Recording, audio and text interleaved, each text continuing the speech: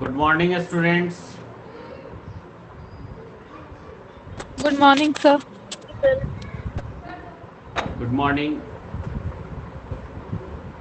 तो आज हम लोगों के क्लास में ये पढ़ेंगे कि जो नॉन प्रॉफिट ऑर्गेनाइजेशन है वो अपने फाइनेंशियल स्टेटमेंट में क्या क्या बनाता है। ये हम लोग पिछले क्लास में जान चुके हैं कि receipt and payment account, income and expenditure account और बैलेंस शीट बनाता है। यस और नो? Yes sir. तो किस प्रकार से रिसीट एंड पेमेंट अकाउंट बनाया जाता है, किस प्रकार से हम इनकम एंड एक्सपेंडिचर बनाते हैं और किस तरह से हम नॉन प्रॉफिट ऑर्गेनाइजेशन का बैलेंस शीट तैयार करते हैं, पूरी कॉन्सेप्ट को समझेंगे। देखो बच्चे, रिसीट एंड पेमेंट अकाउंट सबसे पहले हम कैश बुक के हेल्प से बनाते हैं। कैश बुक के हेल्प से यानी जो हमारे नॉन प्रॉफिट ऑर्गेनाइजेशन के जो कैश ट्रांजैक्शन हैं, कैश एंड बैंक ट्रांजैक्शन हैं, उस कैश और बैंक ट्रांजैक्शन के हेल्प से हम रिसीट एंड पेमेंट अकाउंट बनाते हैं। और रिसीट एंड पेमेंट अकाउंट के हेल्प से इनकम एंड एक्सपेंडिचर अकाउंट बनाते हैं और रिसीट एंड पेमेंट और इनकम एंड एक्सपेंडिचर दोनों के हेल्प से बैलेंस शीट बनाते हैं। बच्चे, चैप्टर बहुत इजी है, लेकिन ध्यान क्या देना होता है कि रिसीट एंड पेमेंट के अंदर इनकम एंड एक्सपेंडिचर के भी आइटम होते हैं और बैलेंस शीट के भी आइटम होते हैं। ऐसे में रिसीट एंड पेमेंट अकाउंट में हमें ये जानना होता है, आइडेंटिफाई करना होता है कि कौन कौन से आइटम इनकम और एक्सपेंडिचर अकाउंट में जाएंगे और कौन कौन से आइटम बैलेंस शीट में जाएंगे। ये हमें जानना होता है। तो उसके लिए हम आपको पहले याद करने से किसी चीज, क्योंकि फॉर्मेट गिवन है, आप बुक निकालेंगे तो आपको बुक में रिसीट एंड पेमेंट अकाउंट का फॉर्मेट दिखाई देगा। फॉर्मेट दिखाई देगा तो हम फॉर्मेट याद करके भी बना सकते हैं और फॉर्मेट को समझ करके भी बना सकते हैं। तो हम पहले आपको फॉर्मेट समझाने का काम करते हैं। फॉर्मेट समझाने में हम सबसे पहले रिसीट एंड पेमेंट अकाउंट का फॉर्मेट समझेंगे। और कॉन्सेप्ट ये है रिसीट एंड पेमेंट का कि receipt and payment account records only cash और cheque receipt and payment. Receipt and payment account अपने अकाउंटिंग के अंदर रिकॉर्ड करता है कैश और चेक का रिसीट और पेमेंट। जो कैश और चेक हमें रिसीव होते हैं और जो कैश और चेक हम पेड करते हैं वही रिकॉर्ड होता है। इसका अर्थ यह हुआ कि receipt and payment does not records credit transaction. Receipt and payment credit transactions को रिकॉर्ड नहीं करता है, आउटस्टैंडिंग अकॉर्ड अमाउंट को रिकॉर्ड नहीं करता है। जिसका एक्चुअल में रिसीट हुआ है और पेमेंट हुआ है वही रिकॉर्ड होगा। अब हम आपको कुछ पेज शेयर करते हैं, ध्यान से समझेंगे इसको। रिसीट एंड पेमेंट अकाउंट बनाना सबसे आसान है, बस उसमें ध्यान क्या रखना है कि आउटस्टैंडिंग और क्रेडिट ट्रांजैक्शन रिकॉर्ड नहीं किए जाएंगे। यस और no? Yes sir. Receipt and payment account records only cash और चेक रिसीट एंड पेमेंट। तो रिसीट एंड पेमेंट अकाउंट का फॉर्मेट जो आप देख रहे हैं पेज नंबर 1.3 पर दिख रहा है जी। 1.3 पर रिसीट एंड पेमेंट अकाउंट का फॉर्मेट दिखाई दे रहा है। Yes sir. तो इसी फॉर्मेट में हम क्या बनाते हैं, रिसीट एंड पेमेंट अकाउंट बनाते हैं। रिसीट एंड पेमेंट अकाउंट का जो लेफ्ट हैंड साइड है वो रिसीप्ट साइड होता है और राइट हैंड साइड जो है यानी क्रेडिट साइड जो है वो पेमेंट साइड कहलाता है। रिसीट साइड में हम सबसे पहले उस नॉन प्रॉफिट ऑर्गेनाइजेशन के जो कैश इन हैंड और कैसेट बैंक का ओपनिंग बैलेंस है, कैश इन हैंड और कैसेट बैंक का ओपनिंग बैलेंस है, उसे सबसे पहले डेबिट साइड में टू बैलेंस बीडी से लिखते हैं।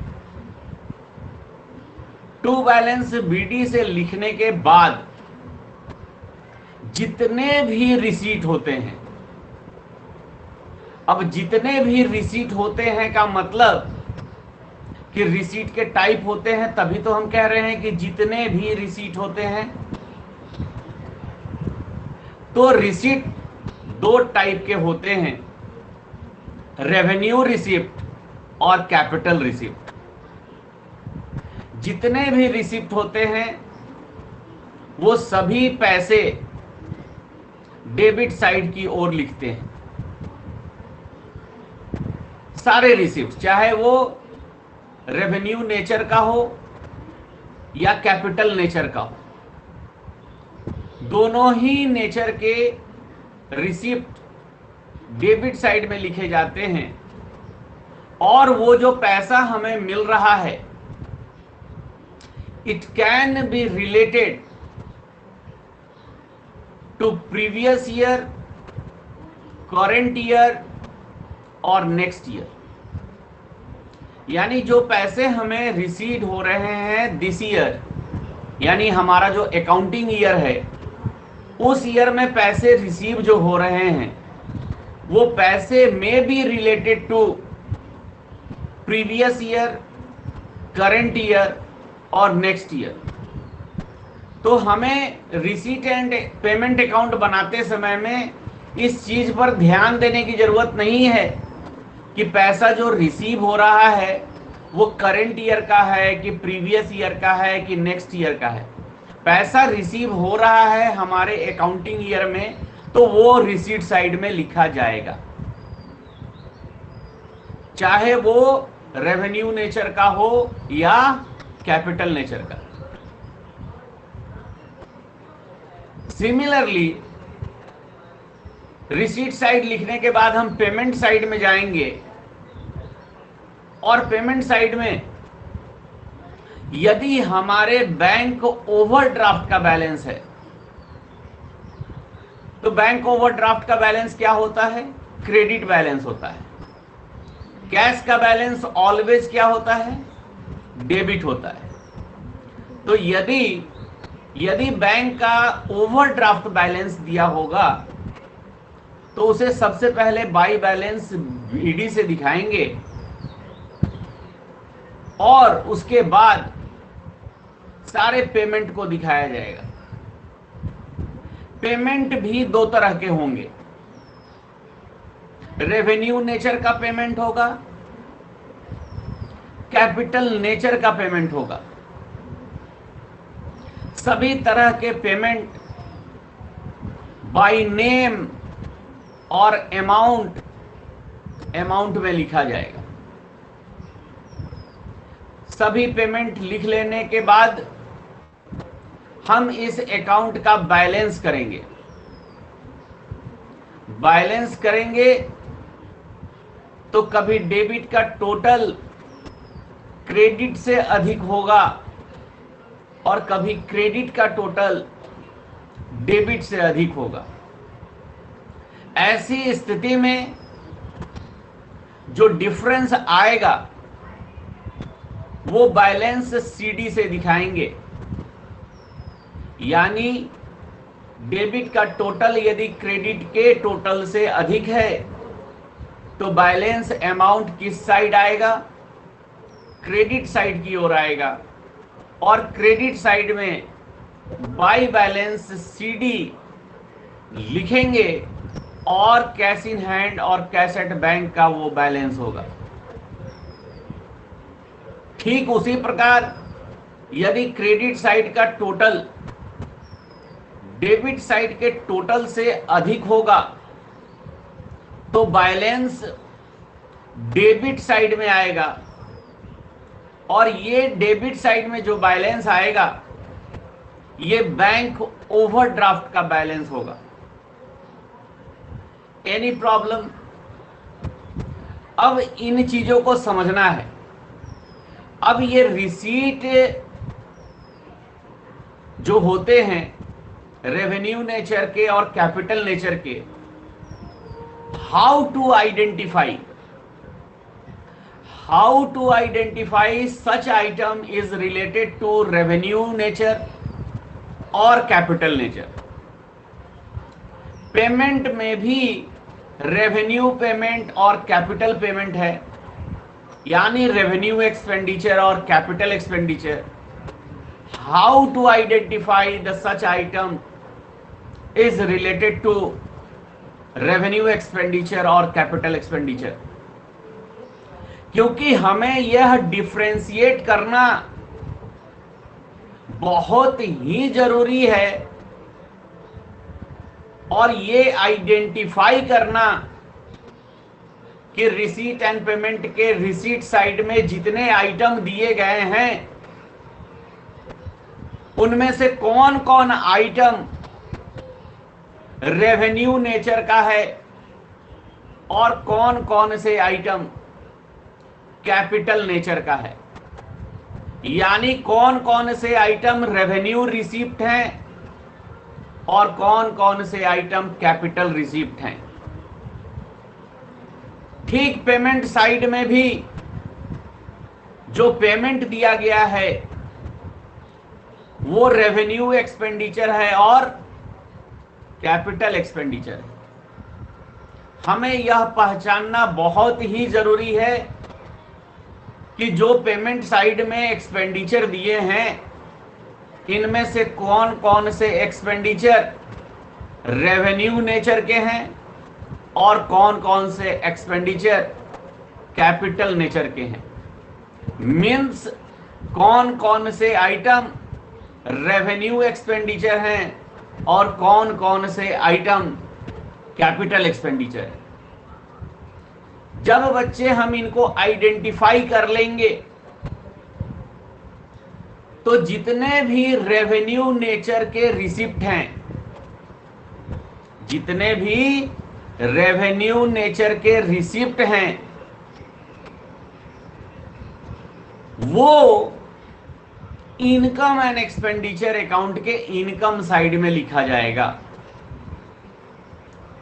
लेकिन अमाउंट जो लिखा जाएगा वह रिलेटेड टू करेंट ईयर होना चाहिए, रिलेटेड टू करंट ईयर होना चाहिए। पेमेंट साइड में जो रेवेन्यू नेचर का एक्सपेंडिचर होगा वह एक्सपेंडिचर साइड में लिखा जाएगा और केवल करंट ईयर का अमाउंट लिखा जाएगा। तो रिसीट साइड में से रेवेन्यू रिसिप्ट को हम इनकम में भेज दिए, पेमेंट साइड से रेवेन्यू नेचर के पेमेंट को एक्सपेंडिचर में भेज दिए, तो बच्चे क्या बच गया है? कैपिटल रिसिप्ट बच गया है, कैपिटल एक्सपेंडिचर बच गया है। Yes sir. बोलिए ना। तो जितने भी कैपिटल रिसिप्ट हैं सब के सब बैलेंस शीट के लायबिलिटी साइड में दिखाए जाएंगे और जितने भी कैपिटल एक्सपेंडिचर हैं सब के सब बैलेंस शीट के एसेट साइड में दिखाए जाएंगे। ये जितने भी बातें हमने कही, इसे हम एक चार्ट के अनुसार समझने का प्रयास करते हैं। बच्चे, आप चार्ट का स्क्रीनशॉट ले लेंगे। हम लोग धीरे धीरे आज ही हम आपको सिखाएंगे कि रिसीट एंड पेमेंट अकाउंट कैसे बनाते हैं, इनकम एंड एक्सपेंडिचर अकाउंट कैसे बनाते हैं और बैलेंस शीट कैसे बनाते हैं। समझाने और सिखाने का काम आज होगा, लेकिन शुरू के क्लास में हम केवल 2, 4, 5 क्वेश्चन करेंगे। किसका? रिसीट एंड पेमेंट अकाउंट का। आइए तो देखते हैं कि आखिर receipt and payment account, income and expenditure account बनाते समय में हमें क्या ध्यान देना होता है। अब आप देखो,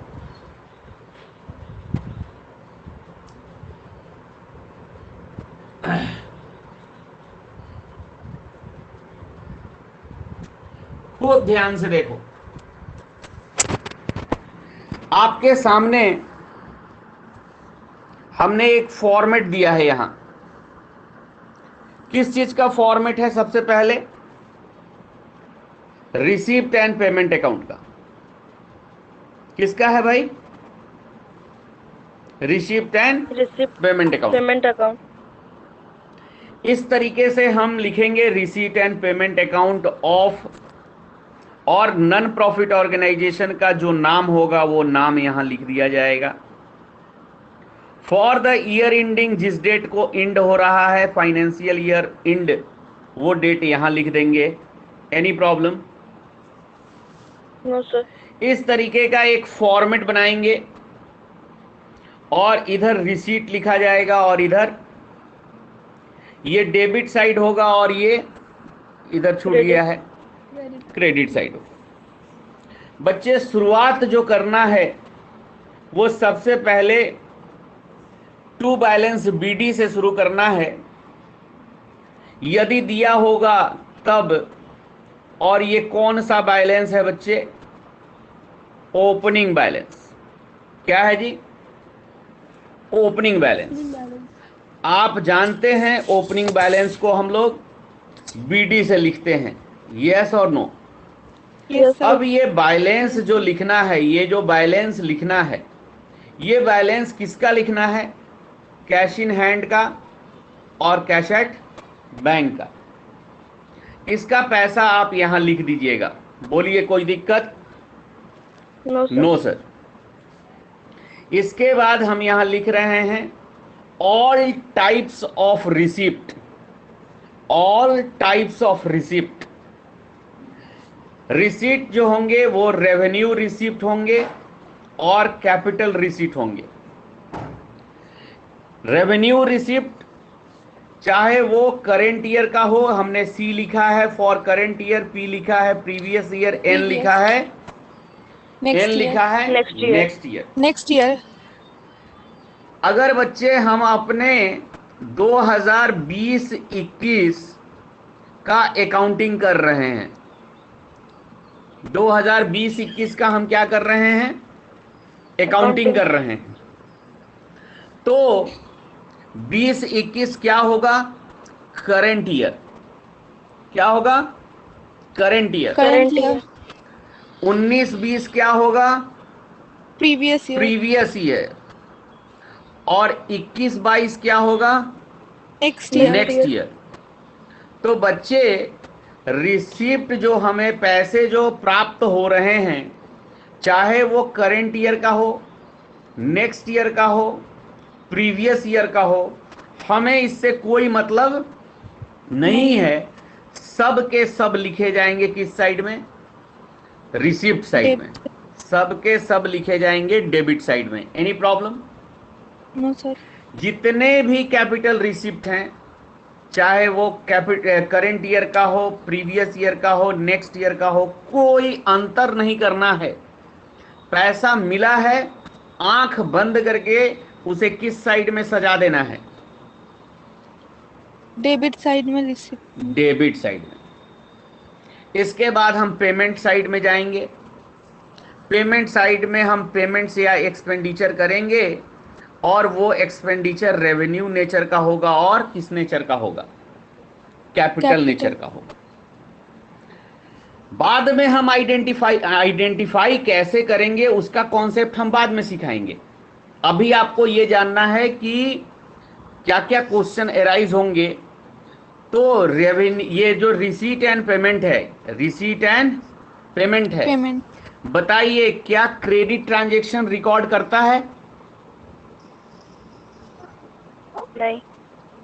नहीं। No sir. बताइए, इतना आसान नहीं करता है। क्या receipt and payment revenue nature और कैपिटल नेचर दोनों ही नेचर के रिसीट एंड पेमेंट को रिकॉर्ड करता है? Yes sir. Yes sir. Yes yes. देखिए सर हाँ, सर रेवेन्यू और कैपिटल में सर क्या वो डिफरेंस है उसका है फिर?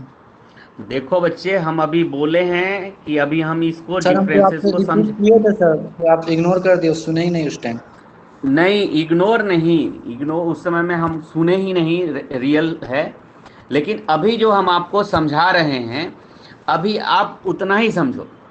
जब हम डिस्कशन करेंगे ना, हम ऐसे थोड़ी हैं, हम क्या बोले हैं आपको कि हम आपको बोले हैं कि इधर रेवेन्यू एक्सपेंडिचर और इधर कैपिटल एक्सपेंडिचर, इधर रेवेन्यू रिसीट और इधर कैपिटल रिसीट लिखेंगे, राइट?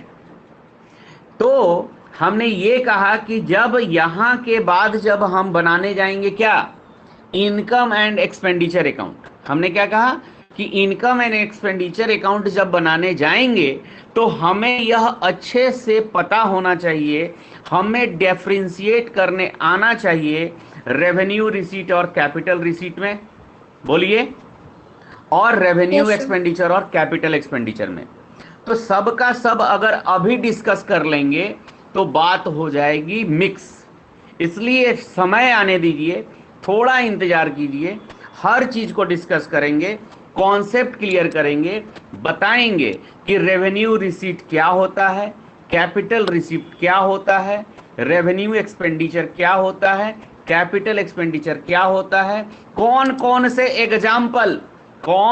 से एग्जाम्पल रेवेन्यू रिसीट के हैं, कौन कौन से एग्जाम्पल कैपिटल रिसीट के हैं, हर चीज बताएंगे। लेकिन अभी हम आपको सिर्फ ये बता रहे हैं कि पेमेंट एक्सपेंडिचर रेवेन्यू नेचर का हो या कैपिटल नेचर का हो, सब के सब कहां लिखे जाएंगे या फिर कहां दिया गया होगा,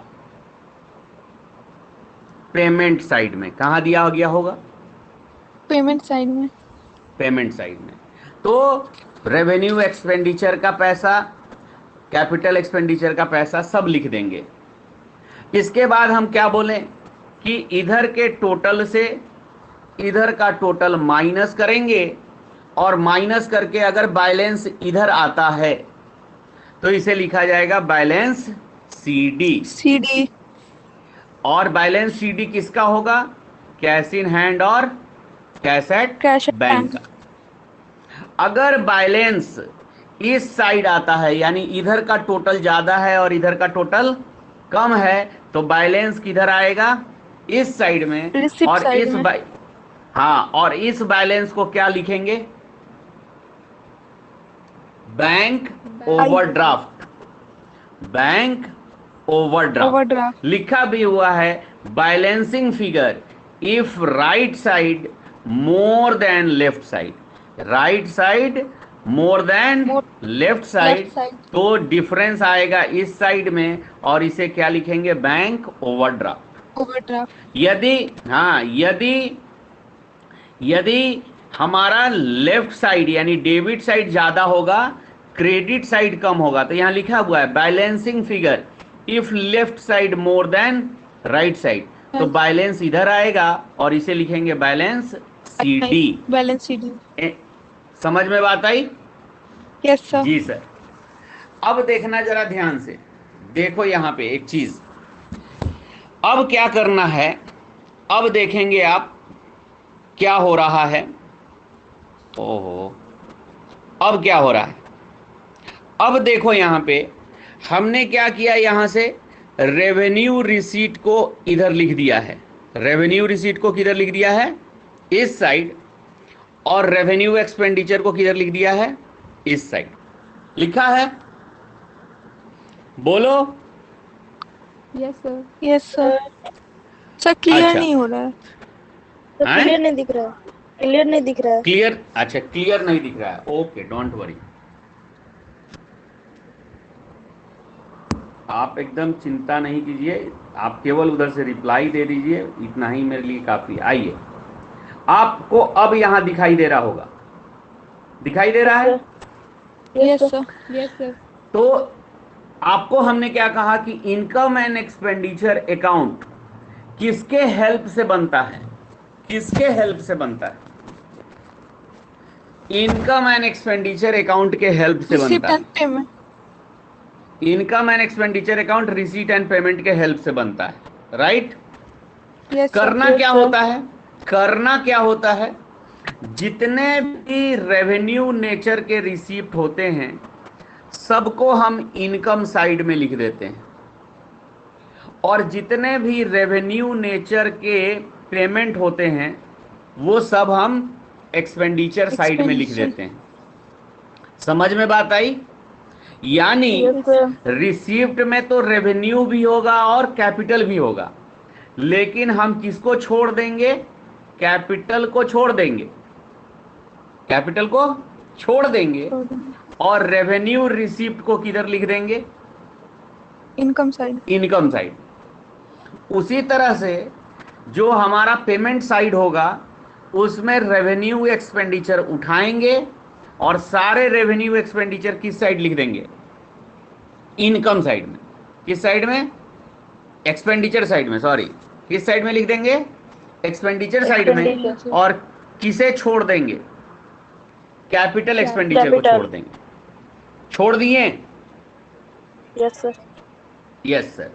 अब क्या करेंगे कि जब बच्चे आप इधर, इधर सारे क्या लिखा है, all types of revenue receipt only related to current year, सभी हमें रेवेन्यू रिसिप्ट को लिखने हैं, लेकिन वह रिसिप्ट, रेवेन्यू रिसिप्ट किससे रिलेटेड होना चाहिए, करेंट ईयर से रिलेटेड होना चाहिए। यानी वह जो अमाउंट है, वह जो पैसा है, वो कौन से ईयर का होना चाहिए, करेंट ईयर का होना चाहिए। प्रीवियस ईयर और नेक्स्ट ईयर का नहीं होना चाहिए। Okay. Similarly all types of revenue expenditure only related to current year, और वो यहां लिख देंगे। समझ में बात आई? आपसे क्वेश्चन पूछा जाता है, आपसे क्वेश्चन पूछा जाता है कि income and expenditure account records, option में दिया होगा all types of revenue receipt and expenditure, दूसरा ऑप्शन दिया होगा all types of capital receipt and expenditure, all types of capital receipt and capital expenditure, तीसरा ऑप्शन दिया होगा बोथ ए एंड बी, यानी revenue receipt and expenditure as well as capital receipt and expenditure, capital expenditure. तो आपका चौथा option होगा none of this. आप बताइए इसमें कौन सा सही ऑप्शन है? ए। ए, मतलब उस, हाँ, इनकम एंड एक्सपेंडिचर केवल क्या रिकॉर्ड करता है, केवल क्या रिकॉर्ड करता है, रेवेन्यू नेचर का एक्सपेंडिचर और रेवेन्यू नेचर का receipt. Okay? Yes sir. Yes sir. Okay. अब क्या करते हैं, जब इधर सारे इनकम लिख लेते हैं और इधर सारे के सारे एक्सपेंडिचर लिख लेते हैं तो डिफरेंस निकालते हैं। तो इनकम यदि ज़्यादा है और एक्सपेंडिचर यदि कम है तो डिफरेंस किधर आएगा, बैलेंसिंग फिगर किस साइड आएगा, इस साइड आएगा बैलेंसिंग फिगर। और इस बैलेंसिंग फिगर को हम क्या बोलेंगे, सरप्लस या यानी और excess of income over expenditure. और ये जो सरप्लस निकलता है ना बच्चा, इसे हम क्या करते हैं, ऐड करते हैं, ऐड करते हैं किसके साथ, कैपिटल फंड के साथ। अब कैपिटल फंड के बारे में कल बताए थे। कैपिटल फंड तो आपको बताया गया था कि capital fund plus liabilities is equal to assets. यानी यह क्लियर हो गया कि कैपिटल फंड जो होता है ये किसका पार्ट है बताइए, बैलेंस शीट का। यानी यहां जो सरप्लस निकलता है इसे हम नेट प्रॉफिट से, सॉरी, कैपिटल फंड से क्या करते हैं, ऐड करते हैं। अब बात आता इधर का टोटल, यानी डेबिट साइड का, यानी एक्सपेंडिचर साइड का टोटल, यदि इनकम साइड के टोटल से क्या है, अधिक है, तो ऐसे में डिफरेंस किधर आएगा, बैलेंसिंग फिगर किधर आएगा, क्रेडिट साइड में बैलेंसिंग फिगर आएगा, और बैलेंसिंग फिगर को हम बोलेंगे डेफिसिट। कल हमने थ्योरी में पढ़ा था कि इनकम एंड एक्सपेंडिचर का रिजल्ट जो है वो क्या आता सरप्लस या सरप्लस और डेफिसिट आता है, जबकि प्रॉफिट एंड लॉस का क्या आता है, नेट प्रॉफिट और नेट लॉस। आज समझ में आया ये। तो बच्चे जो आपके सरप्लस निकलेंगे इसे कैपिटल फंड से जोड़ा जाएगा, और डेफिसिट जो निकलेगा इसको कैपिटल फंड से सबट्रैक्ट किया जाएगा जनाब, बैलेंस शीट में। कहां पर, बैलेंस शीट में। अब इसके बाद नीचे दिया हुआ है बैलेंस शीट। क्या दिया हुआ है नीचे, बैलेंस शीट। अब देखना है ध्यान से, जो रिसीट एंड पेमेंट में छूट गया है, क्या छूट गया था आप बताइए तो, कैपिटल रिसीट छूट गया था, capital receipt, yes sir. Capital expenditure छूट गया था, यस सर, यस सर। ये बैलेंस छूट गया था, यस सर। और ये बैलेंस छूट गया था, यस और नो, यस सर। तो ये सब ये लाइबिलिटी साइड में चला जाएगा, और ये एसेट साइड में चला जाएगा। इसीलिए आप देख रहे होंगे हम यहां से लाइन ड्रॉन किए हैं, और लाइन ड्रॉन करके कहां ले गए हैं वो भी हम आपको बता देते हैं। देख लीजिए ना कहां ले गए हैं, दिख रहा है कहां ले गए हैं, बैलेंस शीट, बैलेंस शीट में ले गए। यानी बैलेंस शीट के अंदर जितने भी closing balance cash in hand और कैश एट बैंक के किस साइड में दिए गए हैं, किस साइड में दिए गए हैं, रिसीट साइड में दिए गए हैं। ये वाला देख रहे हैं, ये वाला एरो दिए हैं, और यही एरो जा करके यहां पर लिख दिया जा रहा है। यानी समझ गए, रिसीट एंड पेमेंट अकाउंट के पेमेंट साइड में जो कैश इन हैंड और कैश एट बैंक का क्लोजिंग बैलेंस दिया है, ये कहां लिखा जाएगा बताइए, एसेट साइड में। बोलो क्या हुआ, आवाज नहीं मिल रही है, मिल रही है सर, नहीं समझ में आ रहा है सर, कंफ्यूजन हो गया है यहाँ पे। अरे भाई यहाँ पर आप कितने चीजों को छोड़े हो, आप रेवेन्यू एक्सपेंडिचर कहां दिखा दिए, यहां पर इनकम, रेवेन्यू रिसीट कहां दिखा दिए, यहां पर। तो क्या अभी नहीं लिखे हैं, क्या नहीं लिखे हैं, रेवेन्यू रिसीप्ट नहीं लिखे हैं, बैंक ओवरड्राफ्ट नहीं लिखे हैं, कैपिटल रिसीट और बैंक ओवरड्राफ्ट नहीं लिखे हैं इस साइड से, और इस साइड से कैपिटल एक्सपेंडिचर और cash in hand cash at bank का बैलेंस नहीं लिखे हैं। यस और नो? Yes sir. तो इधर वाला ये दोनों ही चीज किस साइड जाएगा, एसेट साइड, और इधर वाला ये दो चीज किस साइड जाएगा, लायबिलिटी साइड। वही तो बता रहे हैं, समझ गए?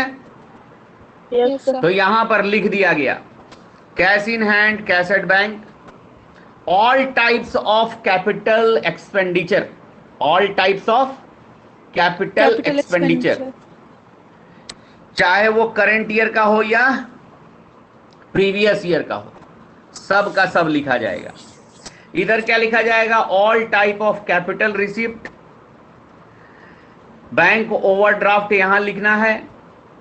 साथ ही साथ इनके अलावे भी और भी बहुत सारे आइटम लिखे जाते हैं, जैसे कोई भी एक्सपेंस आउटस्टैंडिंग होगा, चाहे वो करंट ईयर का हो या प्रीवियस ईयर का हो, इनकम रिसीव्ड इन एडवांस हो, आउटस्टैंडिंग इनकम हो, प्रीपेड एक्सपेंस हो, तो इन्हें इस साइड लिखेंगे और फाइनली दोनों साइड का टोटल करेंगे। लेकिन उससे पहले कैपिटल फंड निकालेंगे। क्या निकालेंगे, कैपिटल फंड। और कैपिटल फंड में क्या होता है? वो एक्सपेंस expense जो हाँ, जिस एक्सपेंस का पेमेंट आपने एडवांस किया है, payment in advance is known as prepaid. Pre मतलब पहले, पेड मतलब जैसे आपने जनवरी मंथ का रेंट आपने इसके प्रीवियस ईयर नवंबर में ही दे दिया, तो नवंबर में आप पैसा दे रहे हैं जनवरी के रेंट का, तो ये रेंट क्या कहलाएगा, प्रीपेड रेंट। समझ में बात आई? Yes sir. ओके, तो इस तरीके से हम आइटम्स को यहां पर लिखेंगे। और जब दोनों साइड, तो जब आपका कैपिटल फंड निकल जाएगा, क्या निकल जाएगा बच्चा, कैपिटल फंड। तो कैपिटल फंड कैसे निकलेगा, तो निकलेगा कैपिटल फंड बराबर total assets minus total liabilities. समझ में बात आई? जी सर। अब इस फॉर्मूले से हम कैपिटल फंड निकाल लेंगे और कैपिटल फंड का अमाउंट पहले लिख दिया जाएगा। अगर हमारे इनकम एंड एक्सपेंडिचर अकाउंट में सरप्लस आया है तो जोड़ेंगे, और डेफिसिट आया है तो घटाएंगे और अमाउंट को बाहर भेजेंगे। Okay sir. Okay sir, clear है ये? Yes sir. चलिए, तो ये नोट्स हम आप लोगों को भेज देते हैं, इसे भी लिखना है। और अब जो है राजन के बात पे चलेंगे कि हाँ, रेवेन्यू रिसीट क्या है, रेवेन्यू पेमेंट क्या है, यानी रेवेन्यू रिसीप्ट क्या है, और रेवेन्यू एक्सपेंडिचर क्या है, कैपिटल रिसीप्ट क्या है, कैपिटल एक्सपेंडिचर क्या है। लेकिन ये चीज़ हम कल के क्लास में डिस्कस करेंगे, नेक्स्ट क्लास में डिस्कस होगा ये, क्योंकि इसकी ज़रूरत हमें क्या बनाने में आएगी, बताइए ना, बताइए। रेवेन्यू रिसीप्ट को पहचान करके और कैपिटल रेवेन्यू एक्सपेंडिचर को पहचान करके क्या बनता है, इनकम एंड एक्सपेंडिचर और बैलेंस। इनकम एंड एक्सपेंडिचर बनता है, और कैपिटल रिसीट और कैपिटल एक्सपेंडिचर पहचान करके क्या बनता है, बैलेंस शीट। तो क्या बच्चे हम एक ही दिन में तीनों सीख रहे हैं? नहीं ना, तो आज कम से कम ये तो सीख जाएं। अच्छा, इसको बनाने में हमें revenue receipt, capital receipt, revenue expenditure, capital expenditure में डेफिसिएट करना है या सब का सब लिख देना है? डिफरेंस करना है। कहाँ करना है? करना रहता तो दोनों लिखते हैं। No sir. नहीं करना है। बोलिए Janvi. No sir. Receipt and payment account बनाते समय में कुछ सोचना ही नहीं है। No sir. रिसिप्ट हो रहा है ना, पैसा मिल रहा है ना, चाहे वो रेवेन्यू का हो या कैपिटल का हो, करेंट ईयर का हो, प्रीवियस ईयर का हो, नेक्स्ट ईयर का हो, इससे हमें कोई मतलब नहीं है। सारे के सारे रिसिप्ट किस साइड में? डेबिट साइड में। और सारे के सारे पेमेंट किस साइड में? क्रेडिट क्रेडिट साइड में। चलिए, अच्छी बात है। हम ये नोट्स आप लोगों को सेंड कर देंगे। आप लोग इसको चाहे इसमें सेंड कर देंगे या फिर हम आपके टीचमेंट के असाइनमेंट में डाल देंगे। अब देखें आगे। अब बच्चा जरा ध्यान से देखो, एक इलस्ट्रेशन आपका दिया हुआ है, illustration number 1, page number 1.5। Illustration number 1, page number 1.5। देखो, तुमको समझ में आ जाएगा। मिल गया जी? Yes sir. चलिए, अब आप देखो, तो आप इस तरह का एक फॉर्मेट बना लेंगे जेंटलमैन, इस तरह का एक फॉर्मेट बना लेंगे। Yes sir. क्या लिखा हुआ? From the following particular of silver charitable society. तो हम यहां पे क्या लिखेंगे? Receipt and payment account of silver, बोलो, सिल्वर चैरिटेबल सोसाइटी लिख देंगे। Yes sir. For the year ending, किस डेट को बनाना है? 31 मार्च 2019 लिख देंगे। जी सर। देखो बच्चे, ओपनिंग बैलेंस दिया हुआ है cash in hand, cash at bank का, बोलो। Yes sir. तो Yes, sir. इसे टू बैलेंस बीडी से लिखेंगे। Yes sir. Yes sir. Cash in hand का पैसा कितना दिया हुआ है? 40,000 दिया हुआ है। 40,000 है। और कैश एट बैंक का पैसा 2,10,000 दिया हुआ है। Yes sir. Yes sir. ये दोनों जोड़ करके 2,50,000 बाहर कर दें। Yes sir. Yes sir. इसके बाद subscription received including 15,000 for the year 17-18। बच्चा, हमारा फाइनेंशियल ईयर जिसका अकाउंटिंग कर रहे हैं वो कौन सा है? 18-19 है। 18-19। और कह रहा है कि जो 18-19 में हमें टोटल पैसे मिल रहे हैं 3,05,000। ठीक है बाबू? Yes sir. इस 3,05,000 में 15,000 कब का है? 17-18 का। 17-18। तो इसका मतलब कि करंट ईयर का कितना है? 2 लाख। बोलो ना। 2,90,000। 2,90,000। तो यहां पर 2,90,000 करंट ईयर का है और 15,000 किस ईयर का है? प्रीवियस ईयर का है। तो क्या हमें करंट ईयर का केवल लिखना है कि प्रीवियस ईयर का केवल लिखना है कि दोनों ही लिखना है? दोनों ही लिखना है। दोनों ही लिखना है। तो थोड़ा सा हम आपको लिखने का तरीका बदलेंगे। ये जो जनाब लिखे हुए हैं आपके सॉल्यूशन में, इन्होंने लिखा क्या? सब्सक्रिप्शन। देख बच्चा, ऐसे लिख देंगे सब्सक्रिप्शन। ठीक है जी? लिखने का तरीका थोड़ा सा बदलेंगे, थोड़ा सा बदलेंगे। क्या बदलेंगे?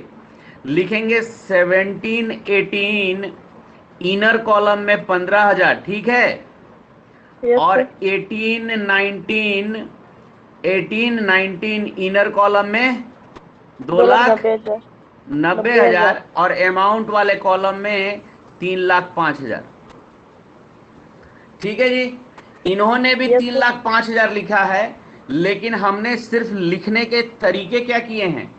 बदल दिए हैं, चेंज कर दिए हैं। हमने दिखा दिया है कि 17-18 का कितना है? 15,000। और करंट ईयर का कितना है? 2,90,000। 2,90,000। हम छोड़े नहीं ना है, लिखे हैं ना दोनों। हाँ, तो लिखना है सब का सब, लेकिन क्या कर देना है? दिखा देना है कि प्रीवियस ईयर का कितना है, करंट ईयर का कितना है और नेक्स्ट ईयर का कितना है। कोई प्रॉब्लम है? No sir. ओके बच्चे, अब आगे बढ़ते हैं। अब अगला आइटम दिया है डोनेशन फॉर बिल्डिंग। बिल्डिंग के लिए डोनेशन मिला, तो किस साइड लिखेंगे? इसी साइड लिखेंगे ना, रिसीप्ट साइड में। रिसीट साइड में। पोस्टेज एंड स्टेशनरी, अरे ये तो खर्च होता है ना, पोस्टेज एंड स्टेशनरी। तो देखो बाई में लिखा है, पेमेंट्स। Yes sir. अब कहता है इंश्योरेंस प्रीमियम टोटल कह रहा है 28,000 रुपया। 28 है कि 31 है, ऊपर नीचे हो रहा है। 28,000 है सर। 28,000 28,000 है। है। अच्छा, उसमें 4,000 रुपया जो है वो पेड इन एडवांस है। एडवांस का मतलब क्या होता है? करेंट ईयर में हम नेक्स्ट ईयर का देंगे, करेंट ईयर में हम नेक्स्ट ईयर का देंगे, तभी ना एडवांस होगा। तो बताओ तुम्हारा 18, हम यहाँ पर बाई में इंश्योरेंस लिखेंगे, बाई में इंश्योरेंस लिखेंगे, पूरा का पूरा लिखेंगे 28,000। लेकिन इसे हम क्या करेंगे, दिखाएंगे कि हाँ, दिखाएंगे कि 18-19 का कितना है और 19-20 का कितना है। तो आप बता सकते हैं कि नहीं बता सकते हैं? जब 4,000, हाँ, 18-19 का 24,000 और 19-20 का 4,000। समझ में आया ना? Yes sir. Yes. Yes sir. सिर्फ हम लिखने का तरीका थोड़ा चेंज कर रहे हैं। ओके बच्चे, इसके बाद बताओ परचेज ऑफ इन्वेस्टमेंट। अरे परचेज किए हैं तो परचेज करना खर्च ही तो होता है। परचेज करते हैं तो पैसा तो देना पड़ता है। तो परचेज ऑफ पेमेंट बाई में लिखेंगे, यस और no? Yes sir. Yes. Life membership fee in non profit organisation को क्या होता है? रिसीप्ट होता है। हाँ, तो रिसीप्ट होता है तो किस साइड? Debit side. रिसीप्ट अरे बोलो, डेबिट। रिसीप्ट साइड में। हाँ, इसके बाद बताइए सैलरीज पेड। तो सैलरीज पेड किधर लिखेंगे? बाई में लिखेंगे कि नहीं लिखेंगे? पेमेंट में लिखेंगे। Credit side. लेकिन हाँ, लेकिन सैलरीज में कह रहा है कि 5,000 जो है वो 19-20 का है। अरे भाई, तो 35,000 रुपया तो हम लिखेंगे अमाउंट में, लेकिन इसको दिखाएंगे कि नहीं? तो हमारा ईयर जो है वो 18-19 है, और कह रहा है कि 18, और ये हो गया 19-20, ये हो गया 19 और 20। तो 19-20 का अगर 5,000 है, इसका मतलब 18-19 का कितना है? 30,000। बोलो, कोई दिक्कत? No sir. No sir. Tournament expense. अरे टूर्नामेंट एक्सपेंस है तो किस साइड लिखेंगे? Credit side. Payment side. Locker rent जो होता है वो रिसिप्ट होता है। लॉकर रेंट किस साइड लिखेंगे? रिसिप्ट साइड में, डेबिट साइड में। लॉकर रेंट और रिसीप्ट होगा सर। हाँ, लॉकर रेंट जो है, क्योंकि बहुत सारे नॉन प्रॉफिट ऑर्गेनाइजेशन जो हैं अपने यहाँ अपने कस्टमर्स को लॉकर फैसिलिटी देते हैं। जैसे बैंक में लॉकर होता है ना, यस बैंक में लॉकर होता है ना, तो आप एज ए कस्टमर बैंक में आपका अकाउंट है, तो आपको लॉकर फैसिलिटी मिलती है। तो आपको लॉकर फैसिलिटी मिलती है तो आप उस लॉकर का एनुअल क्या करते हैं? रेंट पे करते हैं। तो आप एज ए कस्टमर पे करते हैं तो आपके लिए एक्सपेंस है, लेकिन वही बैंक के लिए क्या है? बैंक के लिए इनकम है कि नहीं है? तो इस साइड में लिखेंगे, रिसीप्ट साइड में लिखेंगे। बोलिए, कोई दिक्कत? No sir. अब इसके बाद बाई बैलेंस सीडी लिखेंगे, बाई बैलेंस सीडी लिखेंगे। तो बाई बैलेंस यानी क्लोजिंग बैलेंस दिया है ना जी, बोलो ना, क्लोजिंग बैलेंस दिया है। तो कैश का दिया, तो कैश का दिया है तो कैश का तो हम 8,000 लिख देंगे। Yes sir. लेकिन कैश एट बैंक का नहीं ना दिया है। No sir. तो क्या करेंगे? डेबिट के टोटल से क्रेडिट का टोटल इतना माइनस करेंगे, और जो बैलेंसिंग फिगर आएगा वो किसका हो जाएगा? इसका कैश एट बैंक का। बोलिए, कोई दिक्कत है? इलुस्ट्रेशन नंबर 1 आपको समझ में आया? Yes sir. इलुस्ट्रेशन नंबर 2 भी बिल्कुल वैसे ही है। इसमें क्या कहता है कि from the following information prepare receipt and payment account of Navratna recreation club for the year ending इतना। अब इसमें देखो ये हुआ क्या है, क्या ऐसा दे दिया है भाई? कुछ इसमें गड़बड़ दे दिया है। गड़बड़ दे दिया है का मतलब इधर लिखे जाने वाले आइटम को, इधर लिखे जाने वाले आइटम को किस साइड में लिख दिया है? इस साइड में। और इस साइड में लिखे जाने वाले आइटम को किस साइड लिख दिया है? इस साइड। आपको आइटम को पहचान करके उसके किस साइड में लिखना है? करेक्ट साइड सही में। साइड में। किस साइड में? करेक्ट साइड में। Correct side. बोलिए बोलिए। Yes sir. तो देखिए, opening balance Yes, debit sir. में लिखा है, ओपनिंग बैलेंस डेबिट में लिखा है, ये सही है? हाँ सर, सही है। Yes sir. सब्सक्रिप्शन 19 20 20 21 21 22 यानी current year, previous year, next year तीनों लिखा है, सही है? जी सर, Yes, सही sir. है। डोनेशन फॉर बिल्डिंग सही है? जी सर, सही है। Yes sir. Donation for match सही है? सही है। Yes sir. लेकिन मैच मैच एक्सपेंस दिया है, पेमेंट मैच गलत है। एक्सपेंस दिया है, तो ये क्या होना चाहिए इस side? No payment sir. Side होना चाहिए। तो इसको पेमेंट साइड में सजाइएगा। बात समझ में आई? Yes sir. हो गया, समझ में आ रहा है? Yes sir. अब आ जाओ पेमेंट Yes, sir. साइड में। पेमेंट साइड में सैलरीज लिखा है, सही है। रेंट पेड लिखा है, सही है। इलेक्ट्रिसिटी एक्सपेंस लिखा है, सही है। बुक परचेज लिखा है, सही है। इन्वेस्टमेंट परचेज लिखा है, सही है। Interest on 10% investment. अब ये बताओ भाई, इन्वेस्टमेंट पे इंटरेस्ट मिलता है कि देना पड़ता है? मिलता है। हम कहीं पे पैसे इन्वेस्ट करेंगे तो उस पे हमें इंटरेस्ट क्या होगा? रिसीव होगा। तो इंटरेस्ट इनकम होगा, तो इनकम किस साइड होना चाहिए? रिसीप्ट साइड में। तो रिसिप्ट ये साइड। गलत है, तो ये गलत लिखा है Yes, पेमेंट sir. साइड में, इंटरेस्ट ऑन 10% इन्वेस्टमेंट। तो इसको आप सही करने के लिए किधर लेके आइएगा? Receipt receipt side side. में। रिसीट साइड में। इंट्रेंस फी, इंट्रेंस फी, तो इंट्रेंस फी तो भाई इनकम होता है ना नॉन प्रॉफिट ऑर्गेनाइजेशन का, यस सर। हैं? तो उसको रिसीट साइड में लिखेंगे। और यस सर। क्लोजिंग बैलेंस, तो closing balance cash in hand का बाई में लिख देंगे, और बैलेंसिंग फिगर जो आएगा वो कैश एट बैंक का हो जाएगा। यस और no? Yes yes sir. Sir.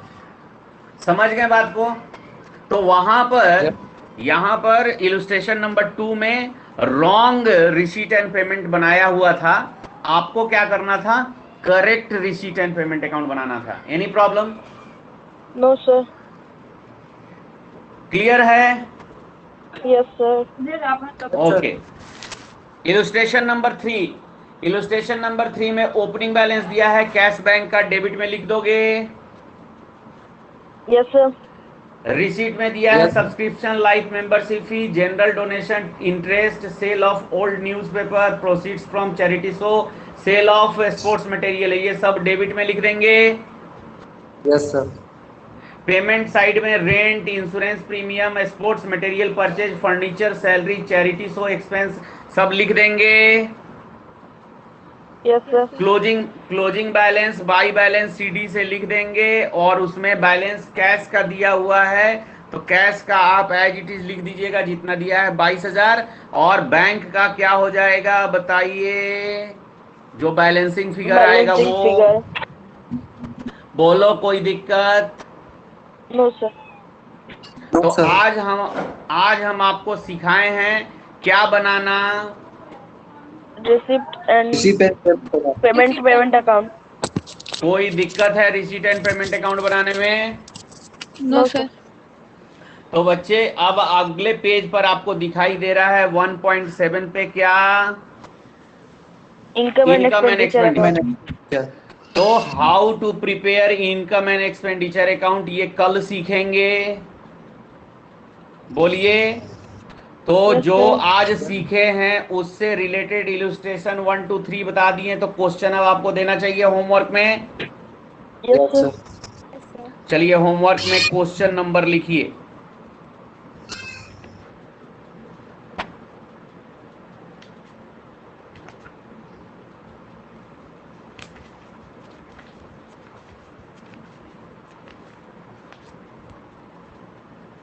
Question number 1 बनाएंगे,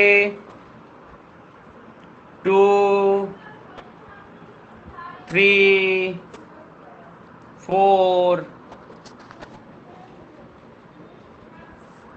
5 एंड 6। इन सभी क्वेश्चन के अंदर क्या बनाने हैं बच्चों? Receipt and payment account. Receipt and payment account बहुत इजी है बनाना, बना Yes, sir. लेंगे। Any problem? कोई दिक्कत है बताइए।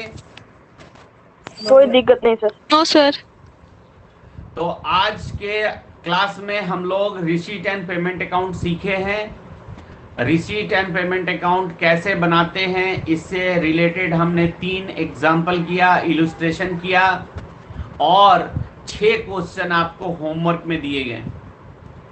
साथ ही साथ अब ये भी बता दिया गया कि रिसीट एंड पेमेंट के हेल्प से ही क्या बनता है, इनकम एंड एक्सपेंडिचर अकाउंट। करना क्या होता है कि रिसीट साइड में जो रेवेन्यू नेचर के रिसिप्ट दिए गए होंगे उनमें से करंट ईयर का जो रेवेन्यू रिसिप्ट होगा वो इनकम साइड में लिख दिया जाएगा और पेमेंट साइड में जो एक्सपेंडिचर दिए होंगे रेवेन्यू नेचर का और वो रेवेन्यू नेचर का एक्सपेंडिचर जो करंट ईयर का होगा वो एक्सपेंडिचर साइड में लिख दिया जाएगा और अंतर निकाला जाएगा, डिफरेंस निकाला जाएगा। यदि इनकम एक्सपेंडिचर से ज्यादा होगा तो सरप्लस निकलेगा जिसे डेबिट में दिखाएंगे और यदि एक्सपेंडिचर ज्यादा होगा इनकम से तो डिफरेंस जो है वो डेफिसिट दिखाएंगे। Any problem? No sir. Clear है?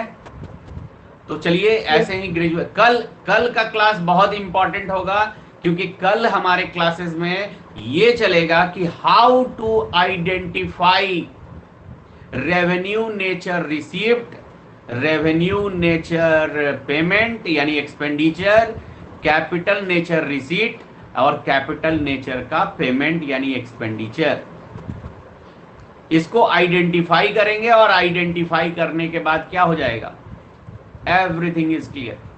लेकिन बच्चे एक बार थोड़ा सा मेहनत कराएंगे।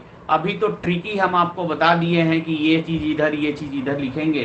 थोड़ा सा एक बार आप कष्ट कीजिएगा। पेज नंबर 1.3 पर जो फॉर्मेट दिया हुआ है, पेज नंबर 1.3 पर जो फॉर्मेट दिया हुआ है उस फॉर्मेट को एक बार थोड़ा सा देखने का प्रयास कीजिएगा कि कौन कौन से आइटम रिसीप्ट साइड में होते हैं और कौन कौन से आइटम पेमेंट साइड में होते हैं। हम बिना रिसीट साइड का आइटम याद करवाए, बिना पेमेंट साइड का आइटम याद करवाए हम आपको 3 इलुस्ट्रेशन समझा दिए। लेकिन एक बार अगर आप देख लेंगे, याद कर लेंगे तो आप काफी कॉन्फिडेंट रहेंगे कि हम अगर उस आइटम को रिसीप्ट साइड में लिख रहे हैं तो एकदम 100% सही लिख रहे हैं। पेमेंट साइड में अगर किसी आइटम को लिख रहे हैं तो 100% सही लिख रहे हैं। तो एक बार थोड़ा सा मेहनत कर लीजिए और फॉर्मेट को क्या कीजिए, लर्न देख कर लेंगे सर। कोई problem? No sir. Sakshi Priya, Sakshi Priya, yes sir. Class समझ में आया? पूरी क्लास आप एकदम शांत होकर के, बहुत शांत होकर के क्लासेस की, समझ में आया? या बहुत ज्यादा शांत होने का मतलब Yes, हम sir. कंफ्यूजन समझते हैं? Yes, कंफ्यूजन तो नहीं है ना? No sir. Very good. तो कंफ्यूजन नहीं है तो आपको इलस्ट्रेशन नंबर 1, 2, 3 का रिवीजन कर लीजिएगा। पेज नंबर 1.3 पे जो फॉर्मेट दिया है उसको एक बार देख लीजिएगा। आइटम कौन कौन से रिसीट साइड में होते हैं, कौन कौन से पेमेंट साइड में होते हैं और क्वेश्चन नंबर 1 to 6 बना करके समय से व्हाट्सएप कर दीजिएगा। ओके? अभी आप आए 1 to 7 ना सर? ठीक है, 1 to 7 ही, 7 तक है तो 7 7 to तक। 6 1 to 6 है ना, 7 में तो फंड बेस्ड अकाउंटिंग है। 1 to Sorry, 6 sir. है बाबू। Yes sir. तो हाँ, तो भेज देंगे। और रही बात कि कब तक भेज देंगे, तो रात के 10 बजे के पहले तक भेज देंगे। क्लियर? Okay sir. चलिए, यस सर। ओके। और जो भी आपके साथ और लोग क्लास करने वाले थे नहीं कर रहे हैं, तो बस 1 दिन और बचा हुआ है, 1 से 2 दिन। इस 1 से 2 दिन में अगर वो ज्वाइन कर लेते हैं तो वेल एंड गुड, और अगर नहीं ज्वाइन करते हैं तो वो इस चैप्टर के खत्म होने का इंतजार करेंगे। 15 दिन बाद नया जब चैप्टर शुरू होगा तभी वो इन कर पाएंगे। इसलिए आपके जो भी पढ़ने वाले स्टूडेंट तो आए थे और वो ज्वाइन अभी नहीं किए हैं, केवल इनरोलमेंट उनका हुआ है, वैसे स्टूडेंट को आप इन्फॉर्म कर दीजिए 2 दिन का क्लास हुआ है, 2 दिन का वीडियो देख ले, जो दिक्कत हो वो फोन करके पूछ ले। बीच में संडे एक आ रहा है, संडे को हम वो मेकअप करा देंगे, और मेकअप कराने के बाद मंडे से जब सारे चीजों को हम बता देंगे तो फिर हमारे लिए बैक होना काफी मुश्किल होगा। Okay bye, have a nice day, take care.